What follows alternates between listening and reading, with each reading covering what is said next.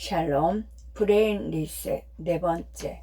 섭하수면은 기억을 장기 저장소로 옮길 뿐 아니라 뇌의 연결을 가지치기에 연결을 분류하고 연결의 수를 줄여 중요한 회로만 남김으로써 특정 기억을 강화한다. 이는 새로운 정보 중 가장 중요한 부분만 기억하도록 돕는다. 워커는 이를 진흙으로 조각상을 만드는 것과 같이 가장 중요한 특징만 남기고 필요치 않은 것은 잘라내는 과정과 같다고 말한다. 뇌 스캔을 통해 비렘 수면 과정에는 스핀들이라는 폭발적인 활동이 있다는 것도 드러났다. 스핀들은 마치 조각품을 다듬고 연마하듯 우리의 기억을 더 정교하게 만들어준다. 학습 전후의 수면이 중요한 이유. 문제를 생각하며 잠들었다가 잠에서 깨면서 새로운 아이디어나 문제 해결책을 떠올린 적이 있는가? 그것은 잠자는 동안 뇌가 창의력을 북돋운 덕분이다. 시험 전에 잘 자야 한다는 내 어머니의 직감이 정확했던 것이다. 굳이 노트를 베고 자지 않더라도 수면은 기억을 공고히 하거나 창의력을 발휘하는 데 도움을 준다. 하지만 그것이 전부가 아니다. 새로운 것을 제대로 배우고 싶다면 복습 후뿐만 아니라 학습 전에도 잠을 잘 자는 것을 목표로 삼아야 한다. 한 연구가 이에 대한 설득력 있는 증거를 제시한다. 이 연구는 비험자들을 두 그룹으로 나누어 한 그룹은 36시간 동안 수면을 박탈하고 다른 그룹은 정상적으로 수면을 취하게 했다. 비험자들은 시간 기억, 사건이 언제 일어났는지에 대한 기억을 테스트하는 학습 과정을 수행하고 이틀 동안 정상적으로 수면을 취했다. 학습 전에 수면을 박탈당했던 사람들은 수면이 회복된 후에조차 기억력이 현저히 낮았다. 따라서 학습 이전의 수면 역시 매우 중요하다. 마지막으로 규칙적인 수면 루틴을 갖는 것 역시 기억 공고화에 도움이 되는 것으로 보이기 때문에 좋은 수면 습관을 유지하는 것이 좋다. 수면이 깨어있는 동안 집중했던 내용을 기억하는 데 도움을 준다는 것은 명백하다. 그렇다면 잠을 자는 동안 학습을 할 수 있다면 일이 더 쉬워지지 않을까? 사실 이는 근거가 있는 아이디어다. 잠깐 눈을 붙이는 동안에도 우리의 뇌는 외부 세계의 소리를 듣고 있으며 이를 활용하며 힘들이지 않는 학습이 가능하다. 신체의 감각을 자극하는 실험이 이런 일에 가능하다는 것을 암시한다. 한 연구에서 참가자들은 장미향이 주변에 퍼져 있는 동안 학습 과제를 수행해야 했다. 이후 참가자들은 섭하 수면 중에 같은 향기에 노출되자 기억력이 향상되어 학습한 내용을 다음날 더 잘 기억해냈다. 향기로 인한 자극이 기억 공고화를 증대하는 것처럼 보였다. 다른 실험들은 소리를 이용해 비슷한 효과를 확인했다. 이런 종류의 무의식적 학습은 우리가 잠자는 동안 새로운 언어처럼 복잡한 것을 기억하는 데 이용할 수 있다. 실제로 뇌 스캔은 우리가 무의식 상태에서도 단어의 의미를 계속 처리한다는 것을 보여준다. 이런 식으로 수면 중 기억에 영향을 주는 방법은 학습뿐 아니라 나쁜 습관을 없애거나 심지어는 더 나은 사람이 되는 데에도 도움을 줄 수 있다. 일례로 한 실험에서는 흡연자들이 잠을 자는 동안 담배 냄새와 함께 썩은 생선이나 썩은 달걀 냄새에 노출되도록 했다. 이들은 실험 다음 주에 담배를 훨씬 덜 피웠다. 깨어있을 때 악취에 노출된 경우에는 이런 일이 일어나지 않았다. 결국 기억을 조작해 생각하는 방식을 바꿀 수도 있는 것이다.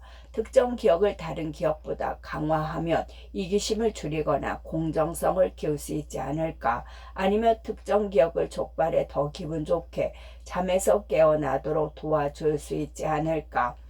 기억 형성에 있어 수면의 중요한 역할을 고려하면 기억이 수면의 기능 중 하나가 아닌가 하는 의문이 든다. 하지만 그리 간단한 문제는 아니다. 만약 그렇다면 가장 복잡한 뇌를 가진 동물이 잠을 가장 많이 잘 것이라고 예상이 되지만 그렇지 않기 때문이다. 스티븐 나클리와 러셀 포스터가 잠에서 지적했듯이 갈색 박쥐 왕아르마딜로, 비단뱀을 비롯해 잠을 가장 잘 자는 동물들은 하루 약 18시간 수면을 취하지만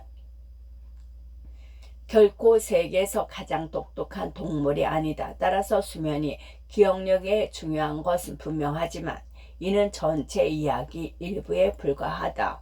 성공을 위한 낮잠. 낮잠이 게으름의 상징이라는 생각은 버려라. 전략적인 낮잠은 여러 가지 혜택을 준다. 다음 조언을 따라 죄책감 없이 낮잠을 즐겨보자. 점심 식사 후 졸음은 자연스러운 현상이다.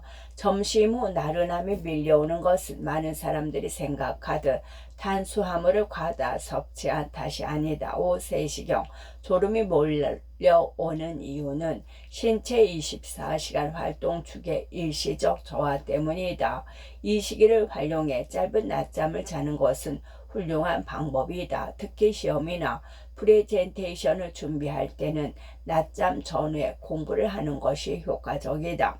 학습이 목표라면 60분 이상 낮잠을 자도록 한다. 60분 이상의 낮잠은 기억을 장기 저장소로 옮기는데 중요한 섭파 수면을 포함한다.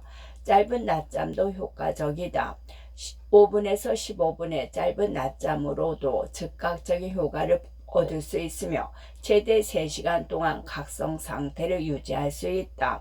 긴 낮잠에는 장단점이 있다. 더 긴 낮잠은 최대 24시간 동안 인지 능력을 향상시킬 수 있지만 깊은 수면에서 깨어날 경우 수면 관성이라는 현상이 나타나 깨어난 후에도 정신이 혼미할 수 있다. 커피로 수면 관성을 예방하라. 30분 낮잠 후 수면 관성을 방지하려면 낮잠을 자기 직전에 커피 한 잔을 마셔보라. 카페인이 효과를 발휘하려면 약 20분이 걸리므로 그동안 잠들었다가 더 상쾌하게 깨어날 수 있다. 규칙적인 낮잠을 이용하라. 야간 수면에 방해되지 않는다면 낮잠을 생활 루틴에 포함시키는 것도 좋은 방법이다. 구체적으로 낮잠을 자는 사람들은 간헐적으로 낮잠을 자는 사람들에 비해 낮잠 후 기분이 더 좋고 만족감을 더 많이 느낀다고 보고한다. 짧은 낮잠이라도 누워서 자라. 앉아서 자면 누워서 잘 때보다 잠자는 데 시간이 50% 더 걸린다. 6장 수면과 알츠하이머 병에 대한 진실. 알츠하이머 병은 의료계에서 가장 시급한 미스터리 중 하나다. 수십 년에 걸친 연구에도 불구하고 무엇이 이 병을 유발하는지, 왜 어떤 사람은 이 병에 걸리고 어떤 사람은 걸리지 않는지, 결정적으로 치료 방법은 무엇인지에 대한 이해가 여전히 형편없는 수준이다. 그래도 지난 몇 년 동안 퍼즐 조각 하나가 제자리를 찾았다. 알츠하이머 병과 수면 사이의 복잡한 관계라는 퍼즐이다. 과학자들이 발견한 것은 알츠하이머 병에 따르는 기억 문제를 설명한 잠재적인 메커니즘으로, 이는 알츠하이머 병의 조기 진단 및 일부 환자의 치료법에 대한 근거가 될 수도 있다. 수면이 알츠하이머 병에 중요한 역할을 할 수 있다는 징후는 이미 오래 전부터 있었다. 수면 장애는 알츠하이머 병보다 몇 년 앞서 나타나는 경향이 있으므로 이는 무언가 잘못되었다는 경고 신호가 될 수 있다.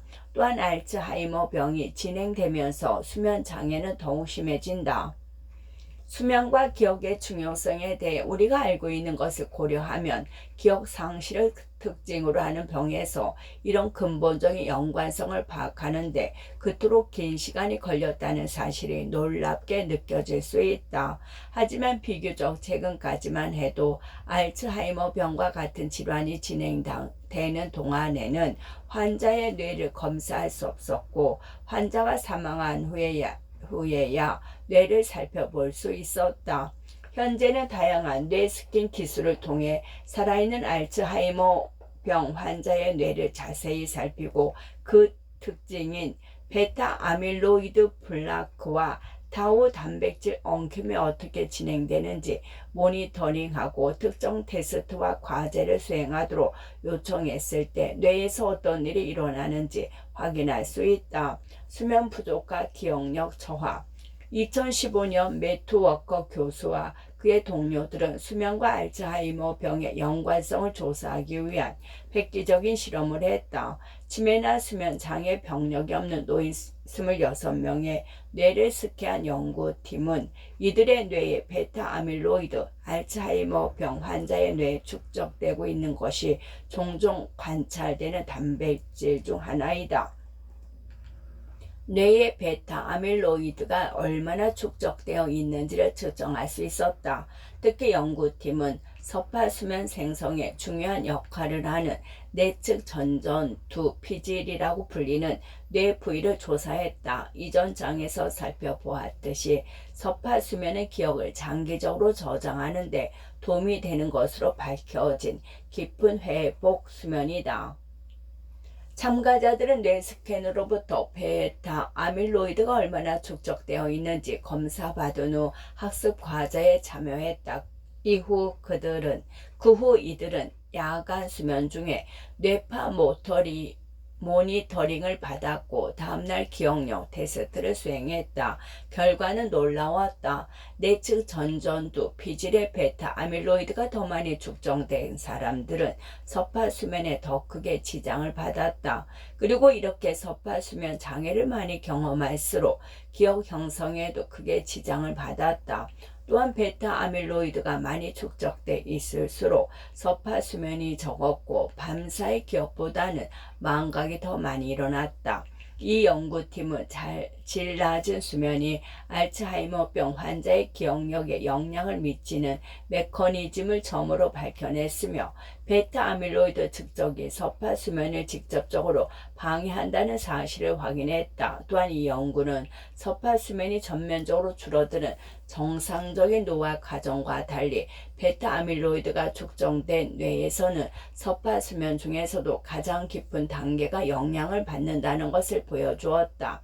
이는 알츠하이머 병과 관련된 수면 문제의 경우 일반적으로 노화된 뇌에서 예상할 수 있는 것과 다른 특이한 현상이 일어난다는 점을 시사한다. 이 놀라운 발견 이후 베타 아밀로이드와 수면, 기억력 사이의 연관성에 대한 연구가 급증했다. 하지만 이것은 퍼즐의 일부분에 불과한 것으로 드러났다. 알츠하이머 병은 수면과 기억력 문제를 유발하며 이제는 그 이유도 설명할 수 있다. 그러나 수면 부족은 질병의 발병 전부터 나타난다. 그렇다면 수면 부족이 베타 아밀로이드 축적 자체를 유발하는 것은 아닐까? 쥐를 대상으로 한 연구에서는 깊은 수면을 박탈당한 설치류의 뇌에 이 해로운 단백질이 즉시 축적된다는 것이 명백히 드러났다. 사람에게도 같은 일이 일어날까? 만약 그렇다면 숙면을 취하는 것이 베타 아밀로이드의 축적을 막고 알츠하이머병 발병을 지연시키거나 심지어 예방할 수 있는 유망한 방법이 될 수 있다. 미주 리즈 워싱턴 주립대학교 요엘 주 교수와 그녀의 동료들은 그에 대해 알아보기 위해 기발한 실험을 고안했다. 연구팀은 수면 연구실에서 건강한 사람 22명을 대상으로 이들이 헤드폰을 낀 채 잠을 자는 동안 10초마다 뇌파를 모터링했다. 연구팀은 잠든 참가자가 섭하수면에 들어가는 것을 확인할 때마다 헤드폰 음량을 점점 크게 했다. 참가자는 밤새 잠을 자기는 했지만 섭하수면 박탈, 섭하수면 부족은 유해 단백질 축적과 관련이 있다. 섭하수면 박탈을 경험한 것이다. 다음날 아침 뇌와 척수를 둘러싼 액체와 뇌초수의 검사를 통해 참가자들은 베타 아밀로이드 수치를 측정했다. 아니나 다를까 섭하수면을 빼앗긴 사람들은 방해받지 않고 수면을 취한 사람들에 비해 베타 아밀로이드 수치가 훨씬 높았으며 섭하수면 박탈이 심할수록 그 수치가 더 높았다. 하룻밤의 수면 부족만으로도 뇌의 베타 아밀로이드의 축적을 야기할 수 있었던 것이다. 이 연구와 그 이후에 다른 연구들은 잠을 잘 자지 못한 사람들에게는 타우 단백질, 알츠하이머병의 또 다른 주범이 축적된다는 것을 발견했다. 종합하면 이런 연구 결과들은 수면과 알츠하이머병 사이의 연관성이 순환적일 가능성이 높다는 것을 시사한다. 수면장애는 베타 아밀로이드의 축적으로 이어지고 이는 다시 수면을 방해하는 식으로 꼬리를 물게 되는 것이다.